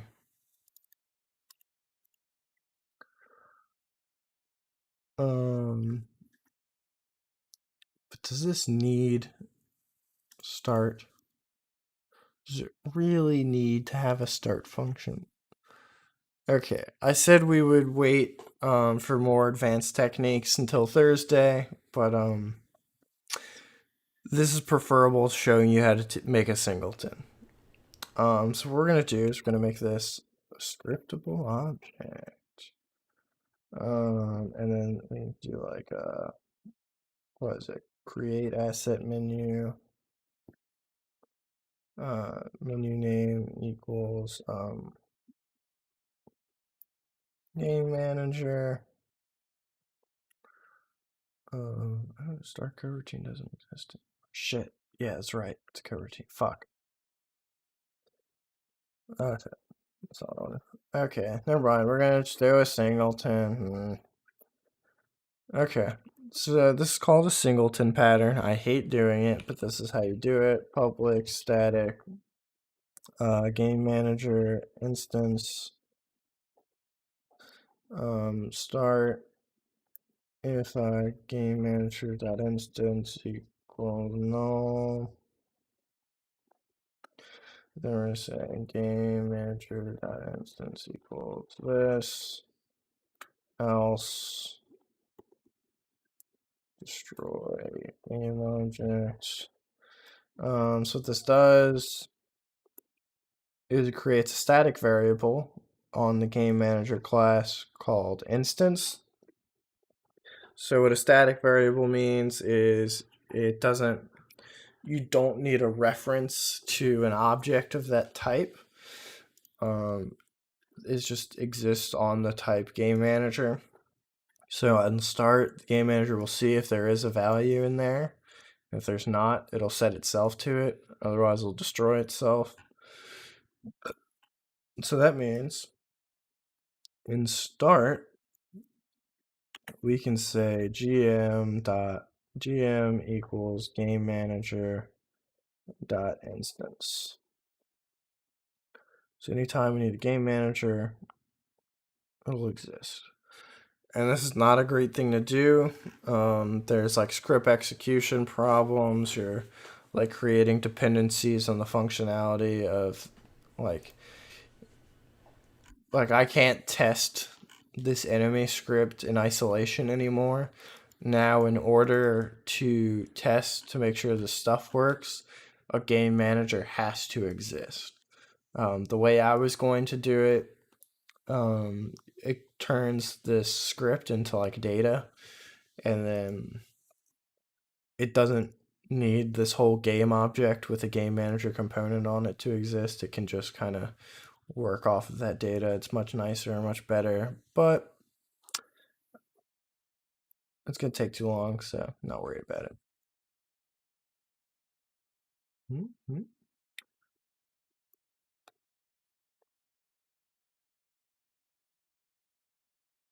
Oh shit, oh shit, oh shit. Oh fuck, oh fuck.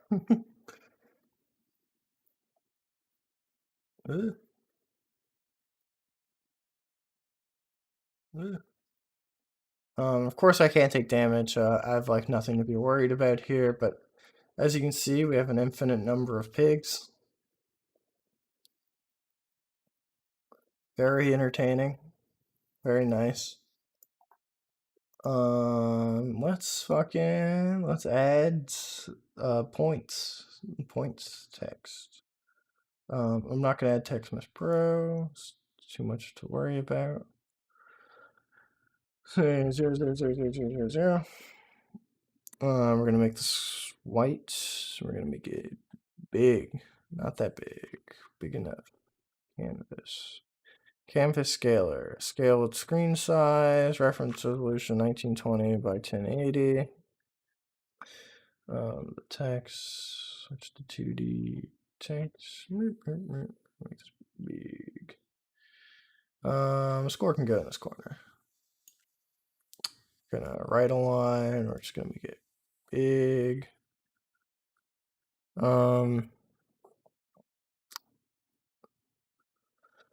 So since we've gone this monolithic mono behavior, that's instance, or that's a fucking whatever.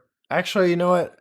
It's fine that we taught you about singletons because now I can show you how to fix it and make it not singletons in the future. So well, I'm fine with how we did this.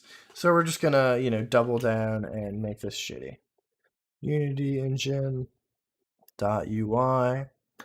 So we want to make a serialized private text UI score.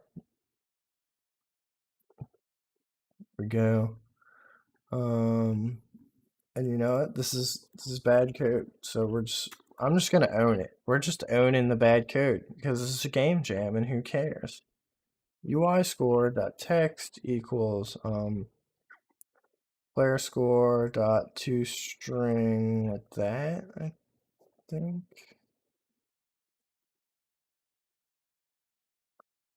I don't remember how to do this. C sharp number toString padded with zeros. And this is how you find answers to problems. Yeah, I was right.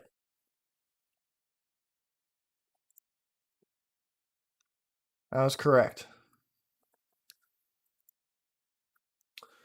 If you didn't see that, basically just told me I was right. So what you do is you take the number, you do toString, and then you can give it a string, and it'll format the number into here. So it's just all zeros. It's going to pad the number for me, I think. I don't know. I just assume that was correct because that's what I read. Aha, and it does. It does exactly as I thought it would.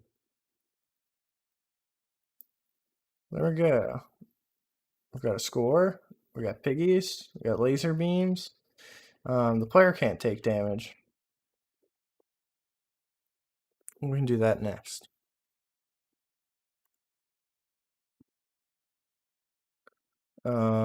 So we're gonna do the same thing. Public int player lives.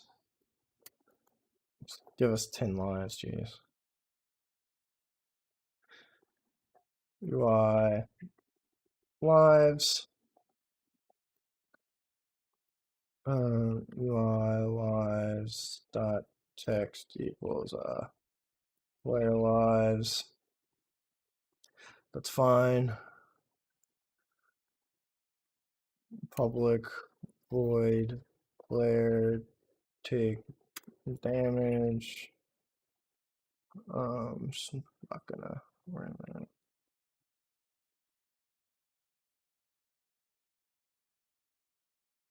I'm gonna say player lives minus equals 1 if player lives is less than 1.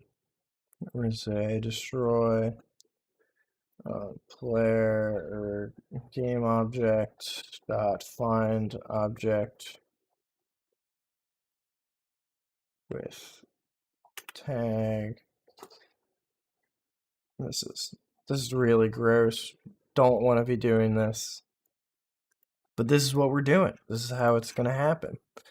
And I don't care. Yeah. Dot toString. It's fine. Player controller. We say void on trigger enter collider call if call dot game object dot tag is equal to enemy laser. They're gonna say game manager dot instance dot player takes damage. Bam. Object. I'm kind of going fast right now. We've been on for 2 hours, so I'm trying to wrap this up. and have something that kind of works. Does anyone have any questions, any concerns? You want me to slow down? You want me to explain something for you? What you need? What y'all feeling? Huh? How's it going?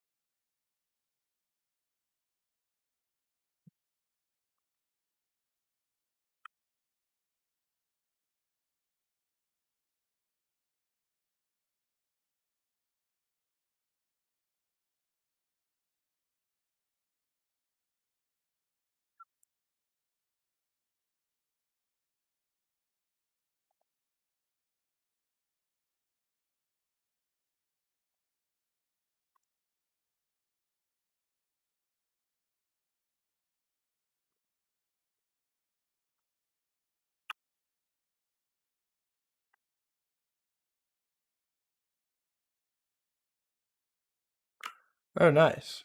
Well, I'm glad to have you, man. Oh yeah, you hate Canvas. Canvas is really a mess. I don't like it either. I don't like these text things. I don't like anything I'm doing really.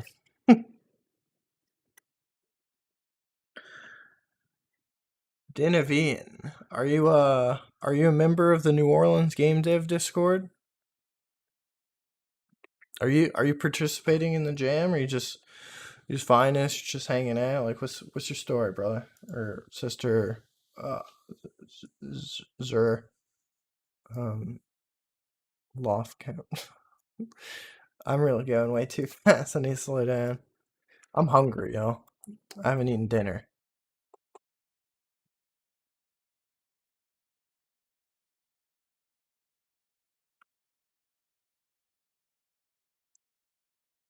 Okay, they have very bad aim, but our lives are going down. Oh, and I died.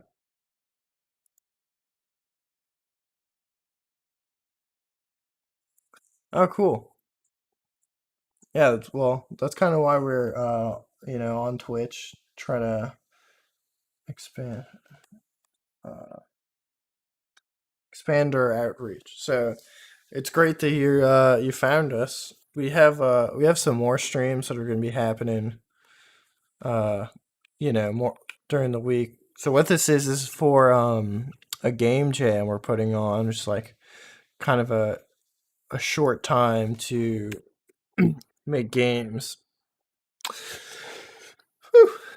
So all the games that get made for this jam are going to be put on a arcade cabinet in New Orleans, Sea Cave, which is an arcade. So you can join our Discord. You don't have to be from New Orleans. It's all the internet. Who cares? But yeah, there's tons of pretty clever people. If you want to know about game development, we hang out all the time. And oh, nice. Okay, so you're familiar. Sick. But yeah, we've got we've got pretty much a whole fucking game here. I'm pretty pleased with this result. It's like a very shitty game. It's not fun. Um, in fact, I bet I can play this forever and never lose. Because I'm just a professional gamer. No, I'm gonna fucking die. Damn, I lost. Yeah. Yeah, we're going until the 25th. Yeah. So it's a 10-day jam. We didn't want like people just to be in crunch mode for a whole weekend or whatever. So you're in crunch mode for 2 weekends. No, I'm kidding. um, but yeah, that's pretty cool. We did it. This is a game. It's not a very good game, but it's a game. Oh damn, machine learning. You're a real programmer, huh? Oh jeez. Um, yeah. Anyone got any last requests? I'm pretty much just gonna give up on this. I'm very hungry.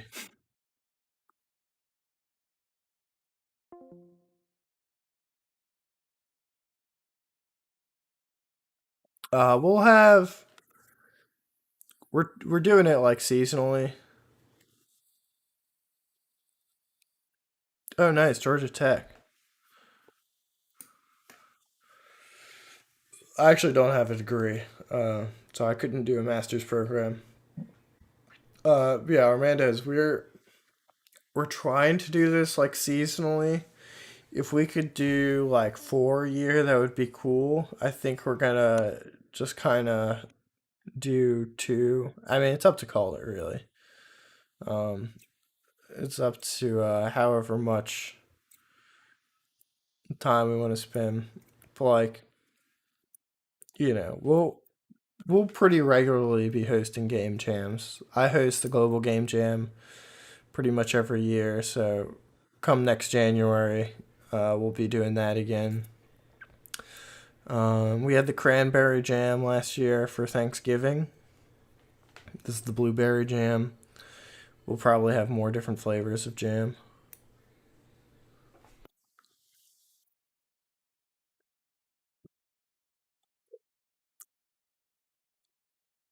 But yeah, if anyone has any questions about anything, they want to see like some code explained or something, I'm here for you.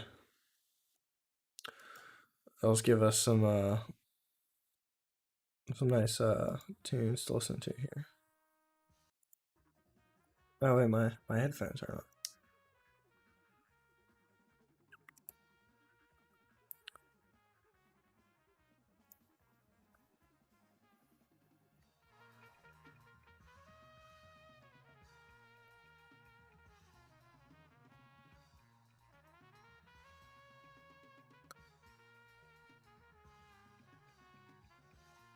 Yeah, sure, I can do that for you, buddy. So there's actually not many scripts in here. Um, so we've got the player controller. Um, this is just setting up some variables. We have a reference to the character controller. We have a variable for movement speed, and we have a variable for the laser that the player shoots. So pretty much all this script does is it reads the input. So we have the horizontal and vertical axes, and there's also a fire button. We create a vector to describe the direction the player is trying to move, and then we use the character controller to move them according to the movement speed, and we smooth it with time.delta time, which is just the change in time since the last frame. If the player pressed the fire button, then we create a laser from the prefab that we have, and then we destroy it in 5 seconds. And then there's also this code here on trigger enter. What this does is it checks to see if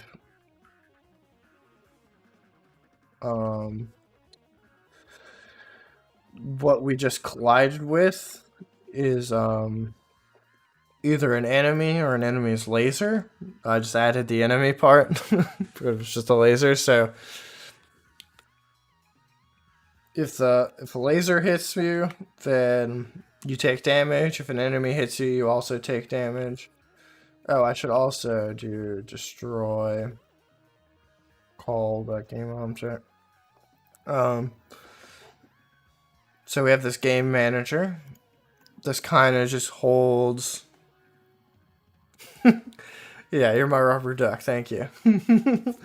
You're serving a great purpose. You're really making this better.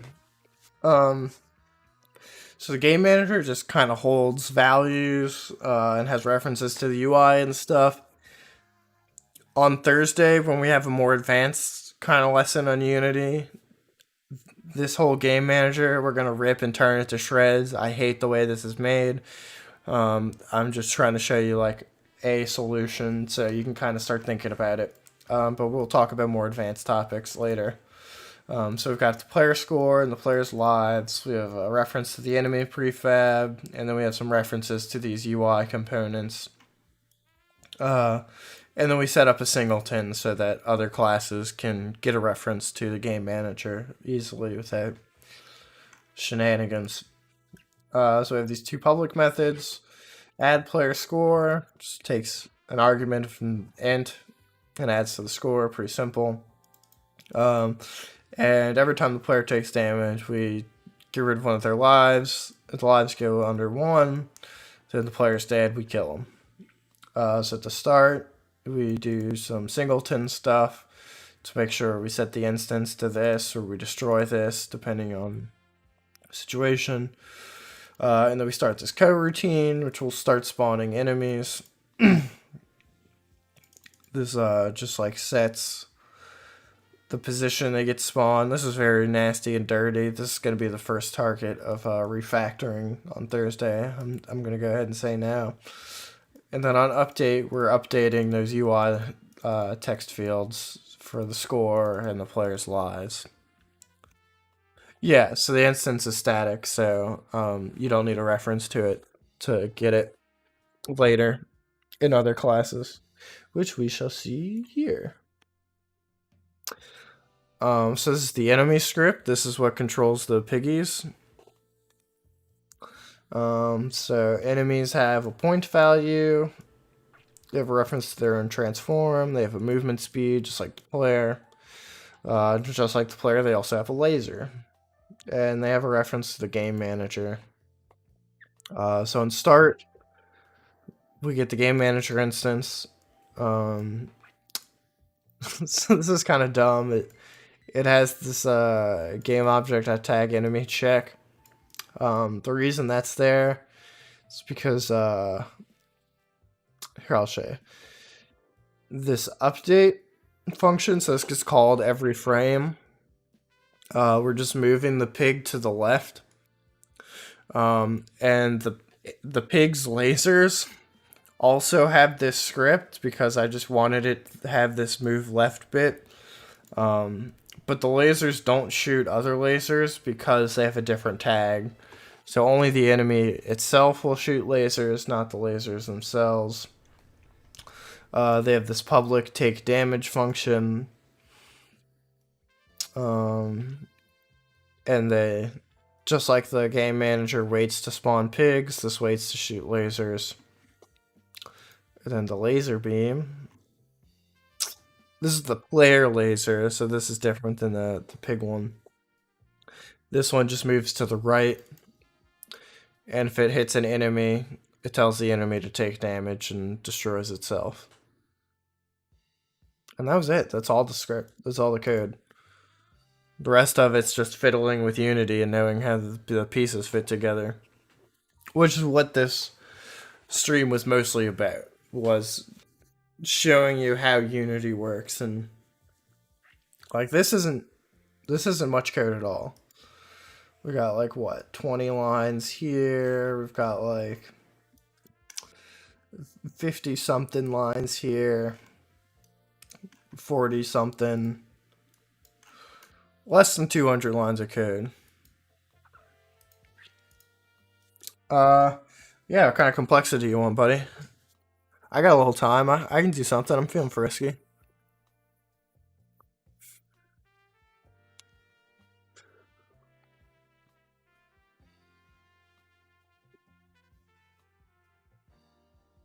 Well, depends on how complex it is.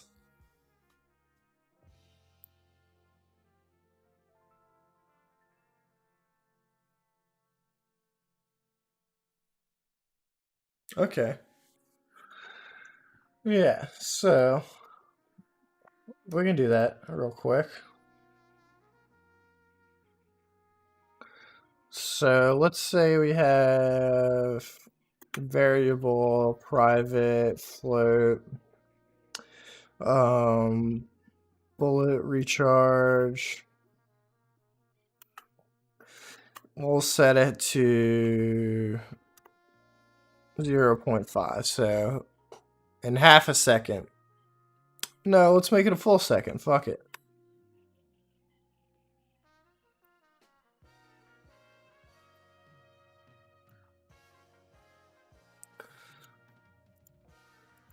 And then we'll do private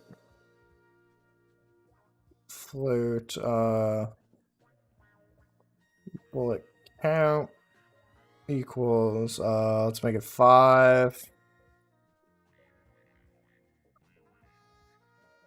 Fire, let's say if.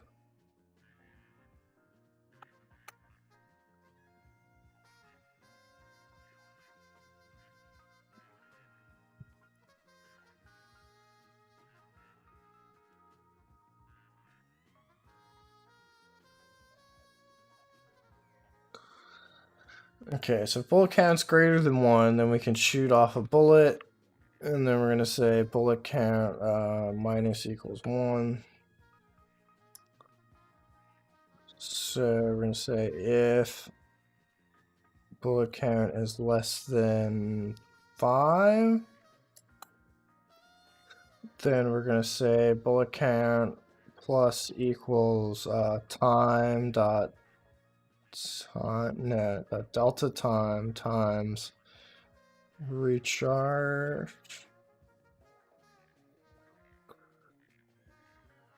So now let's just add another text object here. Let's say bullets.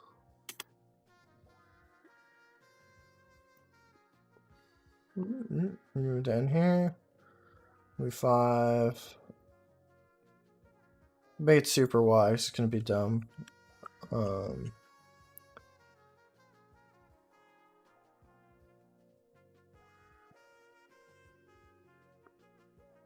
Private text UI bullet count or whatever. Let's say UI bullet count dot text equals bullet count dot to string. Oh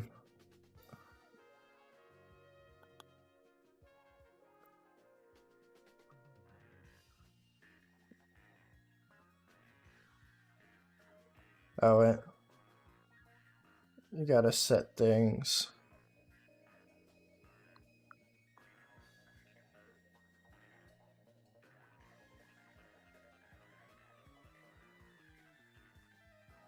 I'm out of bullets. And it recharges.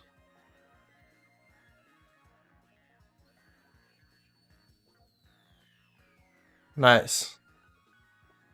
Added complexity. Bam. What's next? Who's got something? Hit me with it. I'm the fucking G. I'm just kidding. But yeah.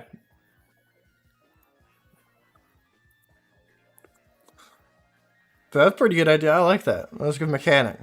That's fun little thinkaroony for me for a second there. But we got to work. It was easy.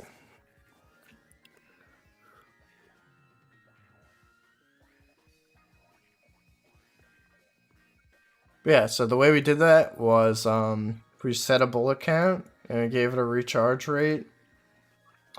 So we just stop it from shooting a laser if the bullet count's less than 1. And then we're only recharging if we're under the maximum value. So what this does is time.delta time is time since the last frame, and this will kind of scale it. So it'll be adding like 0.001 or like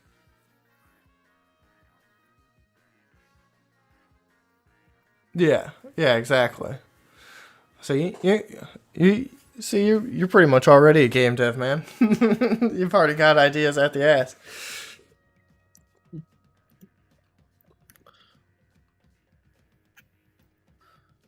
But yeah, that's I